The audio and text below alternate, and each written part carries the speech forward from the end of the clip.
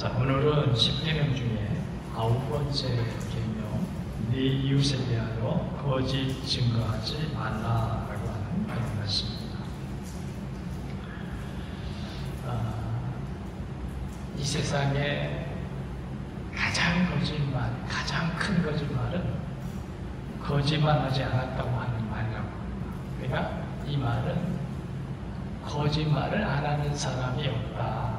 거짓말을 안 하고 살 수 없다. 거짓말을 안 하고 사는 사람이 없다. 뭐 그런 뜻이 되겠죠. 그만큼 우리 삶에 어쩌면은 하부에 된 거짓말처럼 어떤 쪽으로는 하부에 준 것처럼 어떻게 보면은 거짓이라고 하는 것이 우리 속에 아주 깊숙이 들어와 있고 오래되어 있고 그러다 보니까 거짓인 줄 알면서도 그냥 인정해 주는 것처럼 그렇게 살아가는 시대가 오늘 우리 시대가 되었습니다. 그만큼 우리가 거짓이라고 거짓말, 거짓 증언에 대해서 굉장히 무감각해져 있다. 오늘 우리 시대가. 우리가 10계명을 들으면서 그나마 우리가 10계명을 들으면은 우리가 무감각해져 있고 또 어떤 면에서는 그런 일에 대해서 별 관심을 갖지 않고 현실적으로만 우리가 현실로 살아가는데 필요하고 유익하다고 생각하는 쪽으로만 우리가 살려고 했지 근본적으로 우리가 하나님 앞에서 어떤 삶을 살아야 하느냐라고 하는 것에 대해서 어떻게 보면 아주 까마득하게 우리가 잊고 산다. 그건 아주 우리의 삶에서는 그렇게 별로 필요하다고 생각하지 않았던 그런 것들을 우리가 10계명 말씀을 들으면서 다시 이렇게 좀 기억하게 되고 또 어떻게 보면 회복할 수도 있고 또 그렇게 함으로써 우리가 하나님 앞에서 하나님의 자녀로서의 하나님께 가까이 가는 그런 삶을 우리가 살아갈 수 있도록 해주는 것이 10계명에 대한 말씀이다. 그런 것도 우리가 한번 이렇게 감사함으로 생각하게 됩니다. 자, 오늘 네 이웃에 대해 거짓 증거하지 말라라고 하는 것은 거짓 증거가 얼마나 이웃에게 해가 되느냐, 얼마나 악한 일을 가져오느냐 하는 것에 대한 경고의 말씀입니다. 이 말씀이 왜 나오게 되느냐면 모세가 출애굽을 하고 이스라엘 백성을 이끌어갑니다. 그런데 이제 출애굽 이전에는 모세가 할 필요가 없었죠. 이스라엘 백성이 할 필요가 없었죠. 왜? 애굽에서 살 때에는 애굽의 지배를 받았어요. 애굽 사람이 심판을 했어요. 그러니까 그때는 이스라엘 백성들이 서로 자기 어떤 거짓말을 하고 거짓 증언할 수가 없었어요. 그런데 애굽을 나와서 이스라엘 백성들이 이제 모세의 지도 아래 광야를 가게 된 거죠. 거기서부터 이들이 이제 그 전에는 애굽의 큰 권력 밑에 있었기 때문에 애굽의 어떤 그 강압적인 지도 안에 있었기 때문에 이스라엘 백성들이 자기들의 어떤 의견을 피력할 수가 없었어요. 그런데 이제는 자기 의견을 말할 수 있게 되고 자기 뜻을 이룰 수 있는 어떤 자유를 얻게 된 거죠. 그런 일이 이제 굉장히 많아지는 거예요. 그래서 모세 혼자서 그 일을 다 할 수가 없어서 나중에는 천부장, 백부장, 50부장, 10부장을 세워서 백성들을 관리하게 했죠. 재판도 하고. 그러면서 서로 간에 어떤 다툼이나 어떤 서로 간에 어떤 진실을 놓고서 공방을 벌이는 이런 일들이 자주 있게 되었는데 그런 일 때문에 오늘 이런 말씀이 주어졌어요. 옛날에는 증인이 말해주는 그것 외에는 다른 게 없어요. 그걸 뒷받침해주고 이 사람이 진실하다, 거짓되다 하는 것을 어떤 방법으로도 그를 가려낼 수가 없었어요. 지금은 우리가 많잖아요. 지금은 여러 가지가 다 동원되어서 다 진실과 거짓을 가릴 수가 있어요. 거짓말 탐지기도 있고 현대 그 과학의 힘이 그런 것들을 다 구분할 수 있고 법적으로도 지금은 이제 그런 게 다 가려낼 수가 있죠. 근데 모세 시대에는 그런 게 없어요. CCTV가 있는 것도 아니고 무슨 과학적으로 뭐 뒷받침해주고 그것을 이렇게 판명해 줄 수 있는 그런 일들이 없었어요. 그러니까 순전히 사람의 말에 의해서 좌우되는 거예요. 사람의 말에 의해서. 그러다 보니까 매수하는 사람, 매도당하는 사람들이 있게 된 거예요. 자, A와 B가 서로 진실공방을 벌이게 되었어요. 그런데 A가 볼 때에 B가 잘못했어요. B가 잘못해서 A가 피해자예요. 그런데 이 B가 증인을 세울 때에 그 증인에게 돈을 주고 너 이렇게 말을 해라. 돈의 매수가 되든지 아니면 권력의 어떤 강압적인 것에 의해서 불복을 당해서 거짓 증언하든지 이런 일들이 일어나게 된 거죠. 그러니까 정말 억울함을 받는 일들이 일어난 거예요. 자기가 피해자인데 오히려 자기가 다른 사람에게 피해를 준 것처럼 바뀌어지는, 진실과 거짓이 바뀌어지는 이런 일들이 모세 시대에 일어나게 된 거죠. 그러니까 10계명 중에 9계명에 내 이웃에 대하여 거짓 증거하지 말라. 아멘. 거짓 증거하지 말라. 이 말씀이 나온 거예요. 자, 우리 기독교 윤리학에서 전통적으로 분류하는 거짓말의 네 유형이 있습니다. 첫째는 우리가 이제 오늘 들을 말씀이죠. 이웃에게 해를 끼치기 위한 악의적인 거짓말. 이건 아주 계획된 거짓말이고 다른 사람에게 큰 해를 끼치는 아주 무서운 거짓말이죠. 이런 거짓말이 있고, 두 번째는 뭐가 있냐면 농담 섞인 거짓말이에요. 이건 농담이죠. 농담인데 사람들이 그냥 웃고 즐기기 위해서 거짓말인 줄 알아요. 그것 때문에 어떤 사람이 뭐 해를 받거나 뭐 이런 일이 없어. 그냥 거짓말인 줄 알아. 그런데 그냥 받는 거예요. 농담. 그 다음에 예의상하는 거짓말이 있어요. 예의상하는 거짓말. 예의적으로 하는 거죠. 아내가 음식을 만들어서 물어보죠. 그러면 맛이 있어서 맛이 있다고도 할 수 있고 맛이 없는데도 맛있다고 할 수 있어요. 예의상하는 거죠. 친구가 미장원에 갔다 와서 머리를 하고 자기 가까운 친구에게 나 오늘 머리 어때? 그러면 예의상 오늘 머리 너무 이쁘다 이렇게 말해주는 거죠. 이거 거짓말인데 예의상하는 거짓말이에요. 이런 거짓말이 있다. 그 다음에 불가피한 거짓말이 있다 그래요. 불가피한 거짓말. 이 불가피한 거짓말은 이건 어떻게 우리가 생각하냐면 진실이냐 생명이냐 요 차원에서 우리가 말씀을 들어야 돼요. 이웃집에 아내와 남편이 싸웠어요. 남편이 아내에게 폭력을 행하려고 합니다. 그래서 아내가 빠져나왔어요. 이 남편이 아내를 찾아 동네에서 자기 이웃집에 사람을 만났어요. 우리 집 사람 못 봤어요? 그때 이 사람이 진실을 말해주면 여러분 어떻게 생각합니까? 그때 어떻게 해줘야 되겠어요? 예? 진실을 말해줘야 되겠어요? 불가피한 거짓말.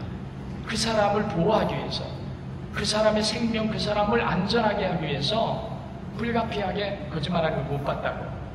아니면 반대쪽으로 가르쳐주든지. 그래서 그 사람을 보호해 주려고 하는 그런 면에서 불가피한 거짓말이 있다. 이런 일도 많죠, 우리가. 네 종류의 거짓말이다. 근데 오늘 9계명은 악의적인 아주 해로움을 주는 이 거짓말에 대해서 하시는 경고의 말씀입니다. 자, 하나님은 사람에게 말의 복을 주셨어요. 근데 이 말이 진실하게 사용되면 복이 돼요.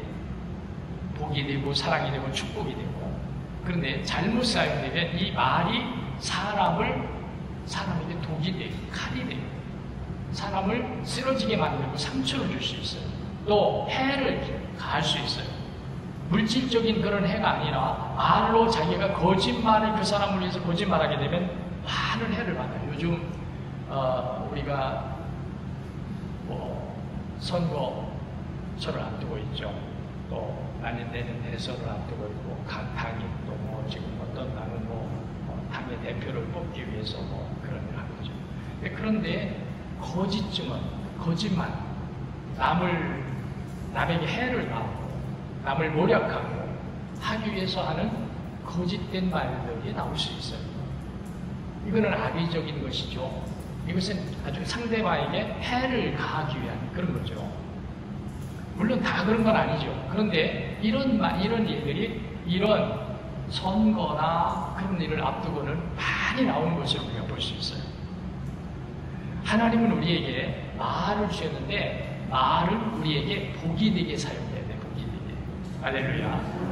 할렐루야. 말은 복이 되게 사용해야 돼. 복이 되게.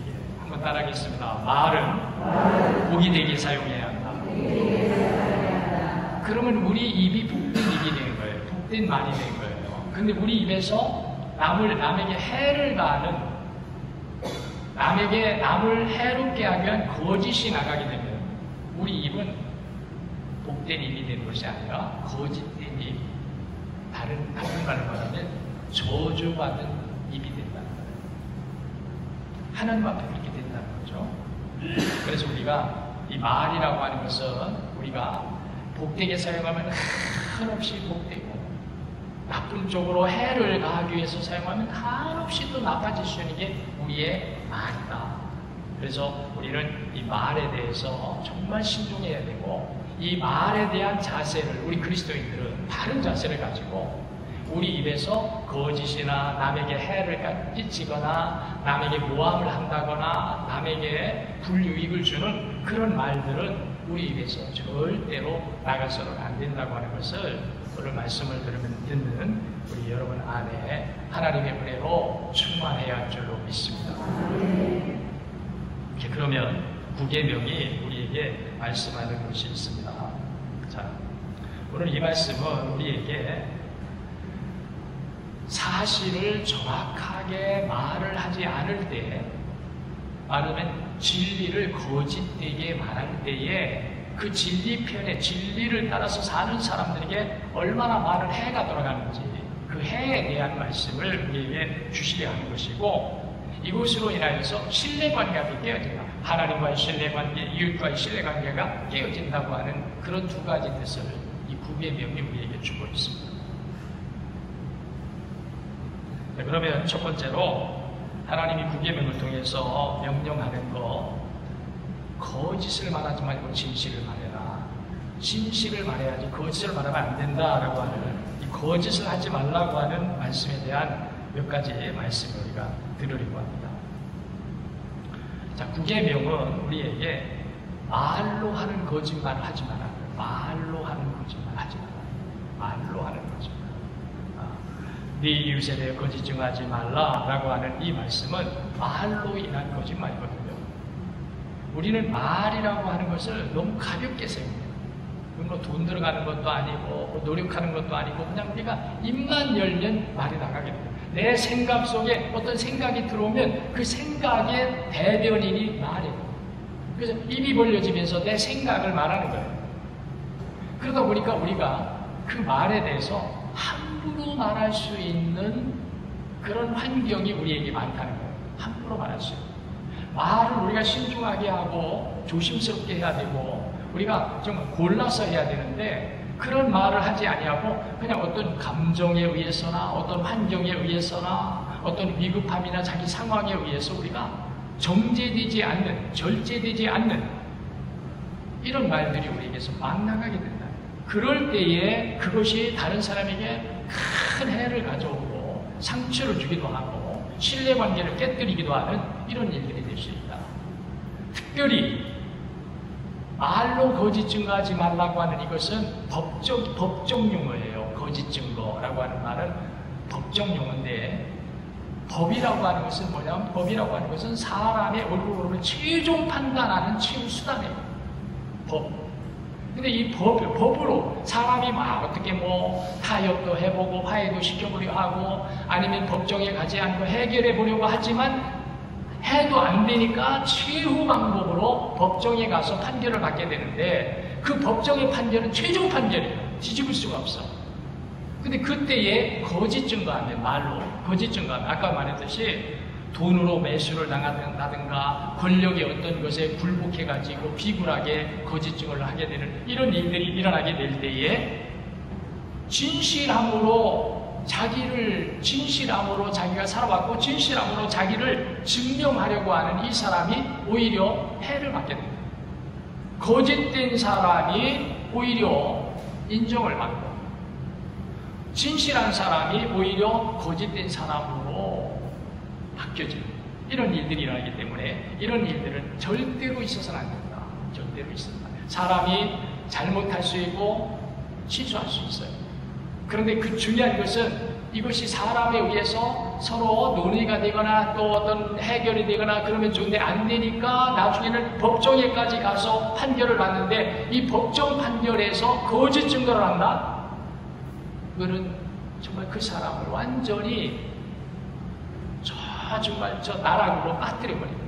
어떻게 보면 사회에서 그 사람을 내장시켜버립니다.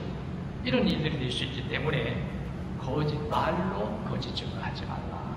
말로 거짓 증거하지 말라.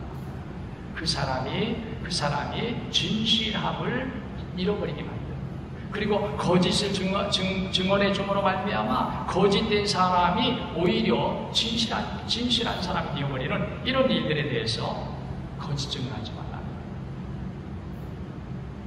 거짓 증언하지 말라. 우리는 어떤 사람들이 거짓말하는 일들을 보게 됩니다. 정치인들이 거짓말하기도 하고 사업을 하는 사람들이 거짓말하기도 하고 우리가 그런 말 하잖아요. 장사하는 사람들이 나 미쳤다 하는 말 거짓말이다. 또 할머니들이 나 죽고 싶다고 하는 말 거짓말이다. 시집을 안 간 노처녀들이 시집을 안 간다고 하는 말 거짓말이다.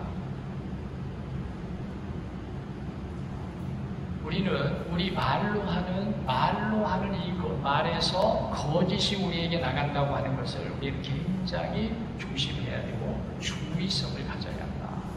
왜냐하면 이것이 사람과의 관계의 신뢰성만 깨뜨리는 것이 아니라 하나님과 우리 사이의 신뢰성을 깨뜨리게 됩니다. 믿으시기 바랍니다. 하나님과 우리 사이의 신뢰성이 깨뜨립니다. 우리는 사람 앞에서 그런 일을 했다고 해서 사람에게만이 아니에요.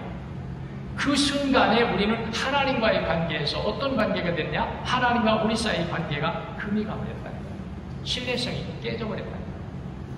그래서 우리는 정말 어떤 때는 권력 앞에서 권력이 우리를 막 강압적으로 짓누르고 우리로 하여금 거짓을 말하게 하고 자기 편에 서게 하고 하는 일들 앞에서도 우리가 진실하게 나가고자 하는 자세를 가지는 이유가 뭐냐면 물론 사람과의 관계에서 깨질 수 있어요. 그렇게 되면 그 사람으로부터 내가 미움을 받을 수 있고 버림을 받을 수 있고 그 사람이 나를 공격할 수도 있고 비난할 수도 있고 할 수 있죠. 그게 무서운 것이 아니라 하나님과 나 사이의 관계가 그 신뢰성이 깨지는 것이 두려운 거예요. 이걸 우리가 의식해야 돼요. 그래서 우리는 권력이 우리에게 강압적으로 거짓을 말하라고 할지라도 돈이 우리에게 오면서 돈으로 우리를 매수하려 할지라도 우리는 그것보다 더 하나님과 나 사이의 관계가 이런 일들로 말미암아 돈의 매수를 당한다든가 권력에 우리가 비겁하게 굴복해가지고 거짓을 말한다든가 그렇게 될 때에 하나님과 우리 사이의 신뢰관계가 깨어진다고 하는 것을 우리가 알아야 된다. 아멘. 깨어진다. 사람과의 관계는 우리가 깨질 수 있어요. 그러나 하나님과의 관계는 우리 깨져야 합니다. 우리가 왜 믿음을 갖습니까? 우리의 믿음은 하나님의 그 모든 언약, 하나님이 우리에게 약속하신 그 모든 언약이 이루어지는 것이 우리의 믿음이에요. 그런데 우리가 그런 하나님 앞에 은혜 받아야 되고 도움을 받아야 되고 우리가 기도할 때마다 하나님의 도움과 응답을 받아야 되고 그런 우리인데 우리가 하나님과의 관계에서 신뢰성이 깨져버린다. 그러면 우리의 모든 하나님을 향한 믿음의 행위가 하나님 앞에 도달하지 못한다는 거예요. 정말로 우리는 거짓말에 대해서 무감각합니다. 너무 깊숙이 우리 안에 들어와 있어요. 필요하면 언제든지 거짓말을 합니다. 자기가 어떤 일에 빠져나가려 하거나 자기를 합리화시키려고 할 때 우리 거짓말을 잘합니다. 그런데 그런 일들을 우리가 하면서 아무렇지도 않은 듯이 우리가 해나가는 이유가 우리는 하나님과의 나와의 관계를 우리가 잊어버리고 삽니다. 하나님과의 관계를 잊어버리면 안 돼요. 아멘. 하나님과의 관계를 잊어버려요. 한번 따라하겠습니다. 하나님과의 관계를 잃어버리면 안 된다. 깨어 있어야 돼요. 그때부터. 그래서 하나님과의 관계가 중요하다 이거예요. 사람과의 깨어진 관계도 하나님을 회복할 수 있습니다. 그런데 하나님과의 깨어진 관계는 누구도 회복시킬 수 없어요. 그래서 우리는 그때마다 하나님과의 관계를 생각하면서 매수를 당하지 말고 돈에 권력에 복종하지 말고 진실을 말하고 하나님의 그 뜻을 따라서 우리가 나갈 줄 아는 이런 자세를 우리가 가져야 할 줄로 믿으시기 바랍니다. 이거 우리 그리스도인의 자세입니다. 말로 거짓 증언에 하지 말라. 말로 거짓 증언의 편에 서지 말라. 어떤 일로도 우리 말이 거짓의 편에서 거짓 편을 들어주는 이런 일들이 없어야 한다. 그 다음에 또는 뭐냐면 약속을 반드시 지키라는 거예요. 이 구의 명이 우리에게 주는 이 하나님의 뜻 가운데 두 번째는 약속한 것은 반드시 지켜라. 처음에는 말로 인한 거짓이고요. 이건 약속을 거짓되게 하지 말라는 거예요. 자, 지금도 우리가 신뢰관계를 말했습니다. 약속, 이건 신뢰를 바탕으로 할 겁니다. 자, 몇 월 며칠 날, 몇 시에, 어디에서 우리 만나자, 모임이 있다, 만나자. 그게 약속이에요. 그거는 두 사람 간에, 상대방 간에 신뢰를 기초로 한 거예요. 옛날에 우리말에 코리안 타임이라는 말이 있었죠. 저도 여기 왔어요. 신방을 가는데 어느 분이 제가 9시에 신방을 간다고 그랬는데 그분한테는 8시 반이라고 했다는 거예요. 그래서 어느 분이, 어떤 분들이 8시 반, 벌써 8시 반, 30분 전에 와서 기다리고 있었다는 거예요. 그래서 아니 왜 9시라고 그랬는데 8시 반에 왔습니까? 그랬더니 그분 중에 어느 분이 그래요. 8시 반이라고 왔는데요. 그래서 제가 물었어요. 왜 8시 반이라고 그랬어요? 그래야 9시에 온다.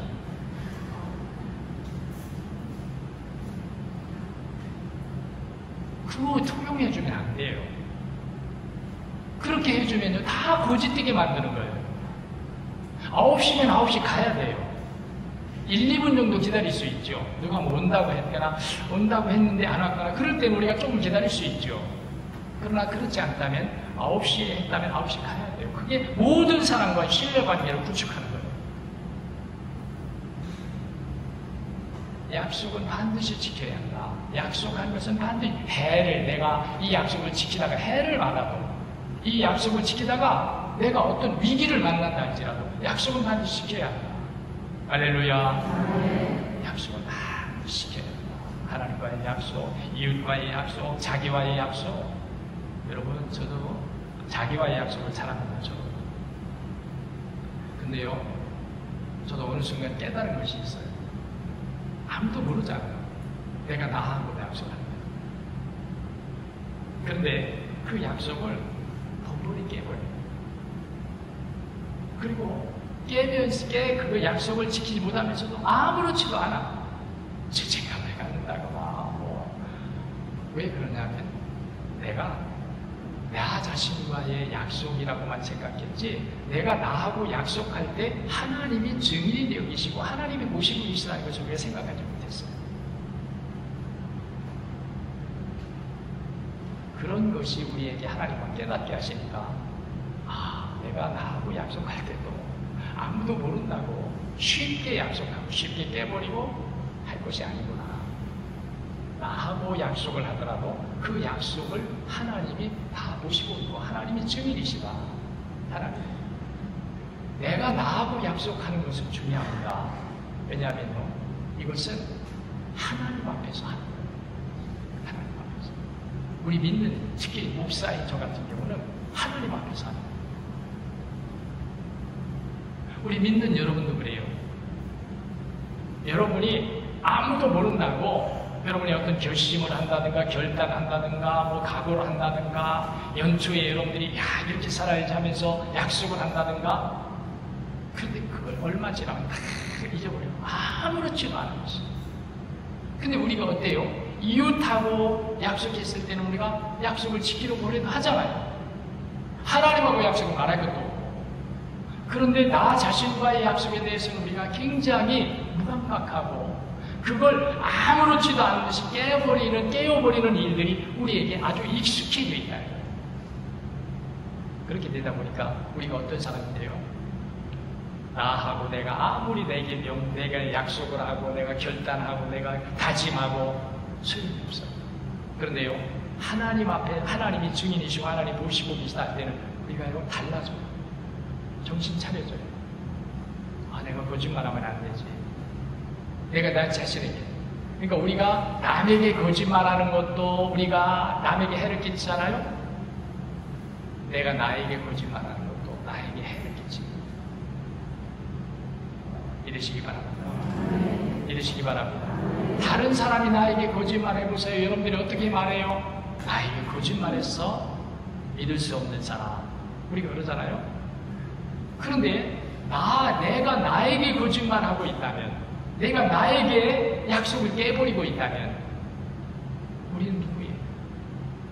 내 스스로가 거짓된 사람.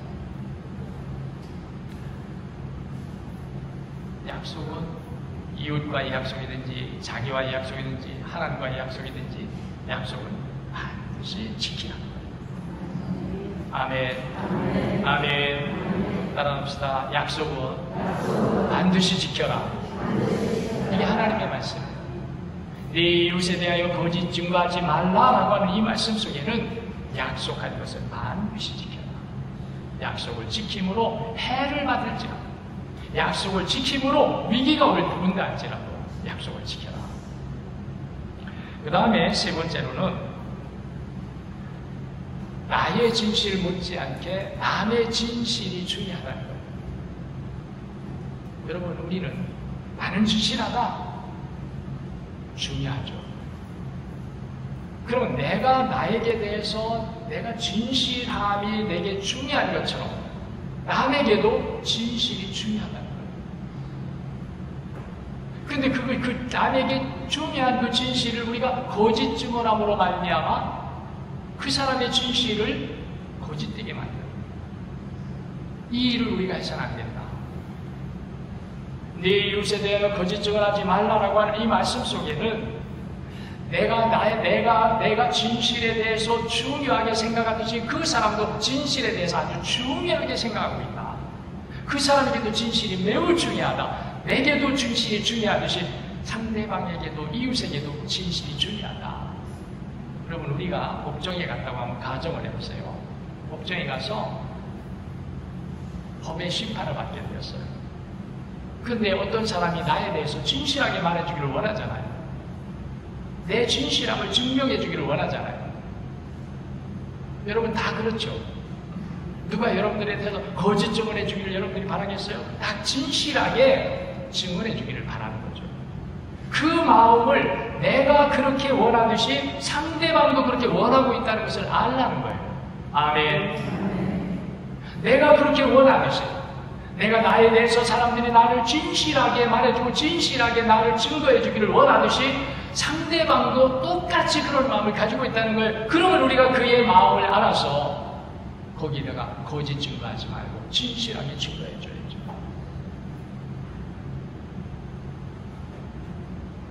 내가 진실을 원하듯이 상대방도 진실을 원하고 있다는 거예요. 그걸 알라는 거예요. 아멘. 아멘. 여러분이 거짓을 원하는 사람 없잖아요. 누가 여러분에게 거짓말 해주길 원하는 사람 있습니까? 여러분 중에 한 사람도 없잖아요. 여러분에게 누가 이웃이나 친구나 누가 여러분에게 거짓말을 해줘 하는 사람은 없어요. 모든 사람은 다 진실하게 자기에게 말해주길 원하는 거예요. 그 마음을 나만 가진 것이 아니라 다른 사람도 이웃도 다 가지고 있다. 그걸 인정해 주라는 거예요. 아, 저 사람에게도 진실을 요구하고 진실을 원한다. 저 사람도 진실의 소리를 듣기를 원한다. 하나님이 우리에게 지금 그 말씀을 주신 거예요. 믿으시기 바랍니다. 그 다음에 네 번째로는 위선하지 말라는 거예요. 위선은 거짓된 행동입니다. 거짓된. 성경에 보면은 예수님이 바리새인들을 혹독하게 책망했어요. 금식을 한다는 것 때문에 수염을 깎지 않고 머리도 덥수룩하게 하고 다니고, 구제한다고 하는 것 때문에 표시를 내고, 기도한다는 것 표시를 하고, 자기가 거룩한 사람인 것처럼 긴 옷자락을 땅바닥에 끌듯이 길게 옷을 입고 다니면서 활보를 하고 하는 것들에 대해서 예수님이 혹독하게 책망하셨어요.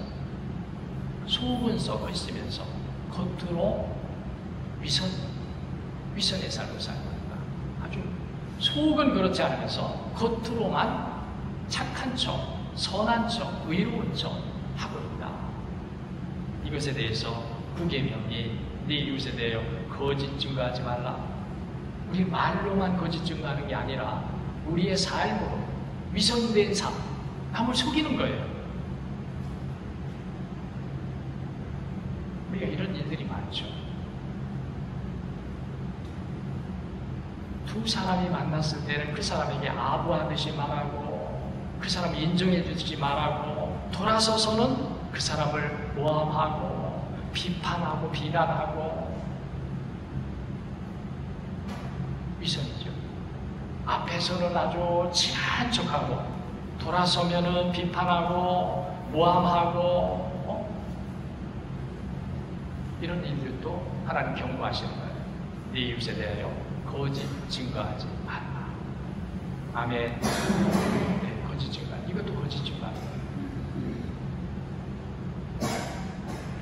그 다음에도 구체적으로 우리가 말한다면요, 하나님 말씀, 구계명에서 하시는 말씀 우리가 듣는다면, 이웃에 대하여 우리는 비방이나 중상이나 노량이나 하지 말라. 이웃에 대해. 여러분, 우리가 이웃과의 관계가 좋으면 참 좋아요. 근데요, 우리가 한 예로, 이 나라와 나라 사이도 가까운 국경을 마주하고 있는 나라는 안 좋아요. 제가 이 말을 하려고 했는데, 가까운 이웃, 집이 서로 붙어 있다든지, 노원이 서로 붙어 있다든지, 공장이 서로 붙어 있다든지, 장사가 서로 붙어 있다든지, 그러면요, 사이가 안 좋아.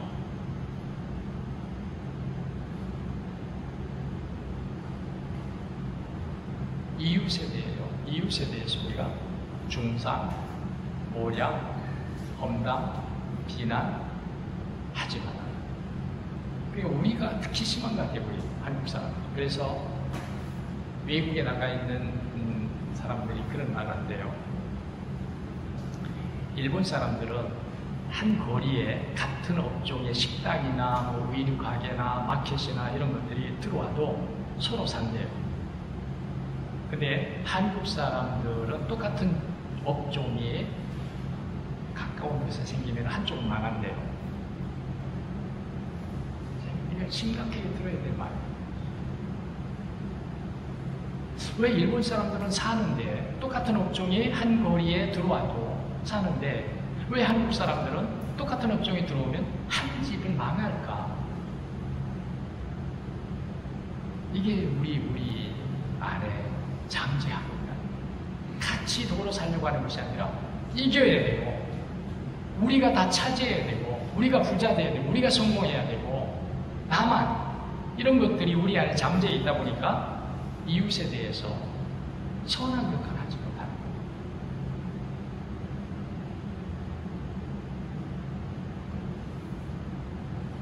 그 다음에 또 우리에게 말씀하는 소리가 무슨 말씀이냐면, 파당을 만들거나 분열을 획책하는 것,